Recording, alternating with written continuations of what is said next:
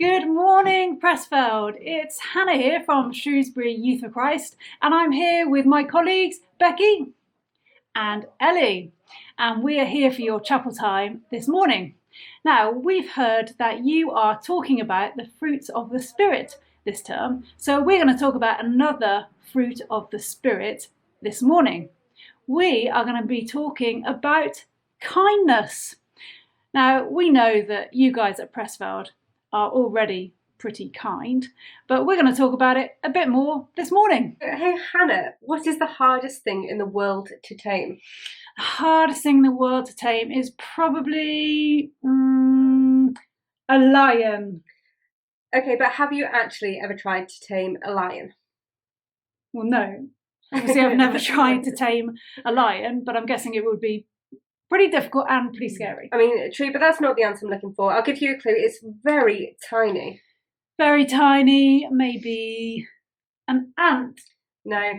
Okay, it's your tongue. The Bible says that your tongue can be so dangerous. It's like a small spark that can light a whole forest fire. Wow, I wasn't expecting that. No. In fact, the Bible does say that our tongues can be a really small part of our body, but just like a little rudder on a big ship that can steer our whole lives. So what we says leads us to where we go. Our words can do all sorts of good, but they can do all sorts of damage too. Oh, so how do I control my tongue then? Do I, like this? Does that work? Hey, why don't you not give it a go? Pinch your tongue like this. I'll repeat after me. Controlling my tongue is easy.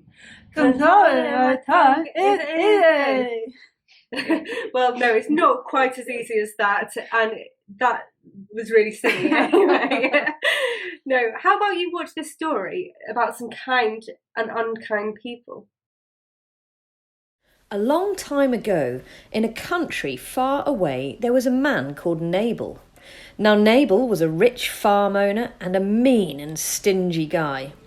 Nabal was married to a really kind and clever woman called Abigail, and they lived out in the countryside. There was another man called David, who would one day be the king of the country, and he was camping in the countryside near to Nabal's home with his soldiers. David and his soldiers had been camping there for a while, and they'd made friends with Nabal's shepherds, even looked out for Nabal's sheep, making sure they didn't get lost or eaten by wild animals. David and his soldiers were running really low on supplies. They didn't have enough food, and they were hungry. It was normal then for landowners to help out when travellers and campers were in need. So David had an idea. He sent a message to Nabal saying, "Long life to you, good health to you and your family and all of your animals. We are camping nearby and we really need some food. Please be kind to us. We have been kind to your shepherds and looked out for your sheep. Our leader David is an important man and worthy of your help. Will you do the right thing and share your food with us?" But Nabal, because he was mean and stingy, sent the messenger back saying, "Who do you think you are? And what makes you so special that you ask me for this favour? Why should I care? And I have never heard of this David. He's obviously no one important. You'll get nothing from me, so go back to your leader." When David got the message, he was furious. So he told all of his soldiers to get ready. They were going to get revenge on Nabal for being so unkind. Meanwhile, Abigail, Nabal's wife, remember she was clever and kind, heard what had happened, and she realised that David would be coming to get his own back on Nabal for being so rude. So Abigail acted quickly. She prepared all sorts of good food and drink and set out to meet David before he got to her house. When Abigail saw David, she fell at his feet and asked him to forgive Nabal's mistake. "My husband is silly and rude. Please ignore how foolish he has been, and instead accept this gift of food and drink that I have prepared for you and your soldiers." Abigail spoke kind words to David, saying, "You are surely wise, and God will go with you and give you success in all that you do." When David heard Abigail's kind words and saw what she had done, he calmed down immediately. David thanked Abigail for her wisdom and her kindness. Because of her words and actions, she stopped David and his soldiers from taking revenge and turned a nasty situation into a good one. Well, I loved that story. And Nabal's angry words almost caused a massive fight. But kind words from Abigail saved the day.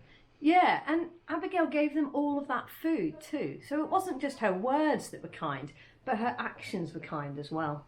Yeah, that's right. Kind words and kind actions do often go together. Hey, did you notice that Nabal was mean and stingy guy, and his words and actions were often unkind? But Abigail, who was clever and kind, and her words and actions were often kind as well. Yeah, actually, it's like Abigail had a kind heart. She was kind on the inside. So how do you get kind on the inside? What if you don't have a kind heart?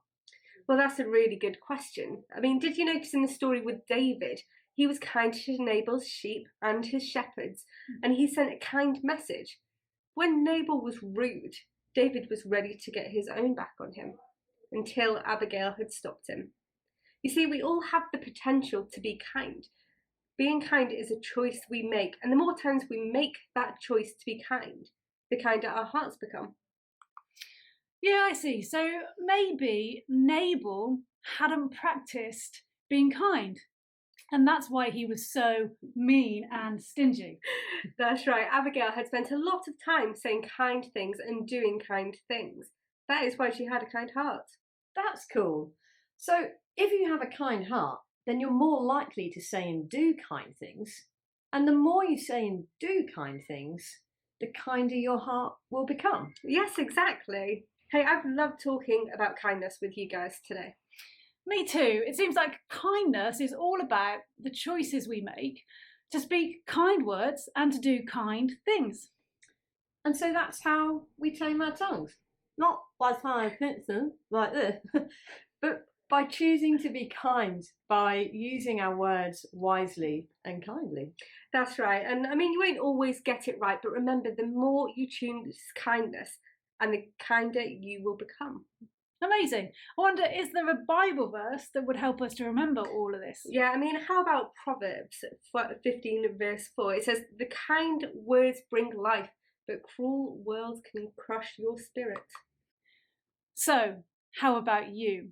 What can you do today or this week to be kind? Can you make a choice to be kind? Here are a couple of challenges for you guys at Prestfelde. So today, choose somebody to be kind to. Say something nice to them for no other reason than to be kind. Yeah, and next time you catch yourself about to say something unkind, try counting to 3 in your head and remember that kind words can bring life.